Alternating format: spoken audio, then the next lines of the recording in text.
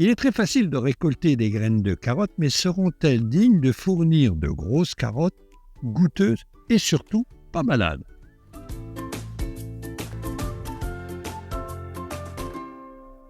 Je ne sais pas si vous avez déjà vu des carottes sauvages, ce sont de magnifiques ombelles blanches. Eh bien, il faut savoir que ces carottes sauvages, les fleurs, le pollen, est capable d'aller polliniser les carottes cultivées. Donc, gare au mélange des genres. Les carottes sont des plantes bisannuelles. Les racines grossissent la première année, puis fleurissent la deuxième année.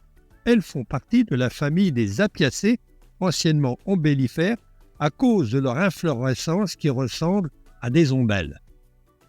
Les carottes sont autogames, hermaphrodites. Elles sont capables de se multiplier elles-mêmes. Mais, elles ont aussi la possibilité d'aller trouver du pollen sur une autre carotte, des carottes sauvages, et puis que ce pollen, butiné par les abeilles, les insectes pollinisateurs, reviennent sur les fleurs des carottes.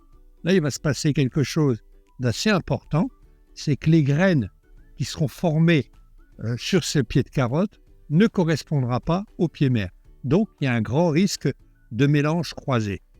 Voilà pourquoi nos pieds mères devront être isolés des autres carottes. Non pas qu'on va les mettre en prison, mais on va éviter d'avoir des pollinisations croisées. Donc là, ce sont des carottes qui ont été stockées pendant l'hiver, ont été stockées dans une grange, elles auraient pu sortir d'une cave. Donc voilà deux carottes différentes. Il y en a une qui est belle, qui a une belle racine, goûteuse, l'autre aussi, mais seulement elle est fourchue. Donc notre sélection est importante, on va prendre celle-ci pour faire un pied-mère.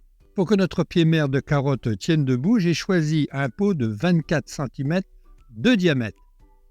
Il est important pour que le pied-mère se développe correctement de faire un mélange de compost à part égale avec de la terre franche. Puis planter la racine de carotte pied-mère au centre du pot. Arrangez-vous pour, lorsque vous allez l'enterrer, que le collet émerge légèrement. Et puis on termine notre plantation par un bon arrosage, un arrosage copieux. Alors maintenant, on va attendre que notre pied de carotte démarre. Il est déjà démarré, ça va aller assez vite. On l'arrosera de temps en temps. Et surtout, on va l'isoler. On va l'isoler pour éviter justement les fécondations croisées. Au mois de juillet, les fleurs seront épanouies, les ombelles seront épanouies. On gardera plutôt les ombelles qui sont au centre de la carotte. Les autres ombelles, on les retirera.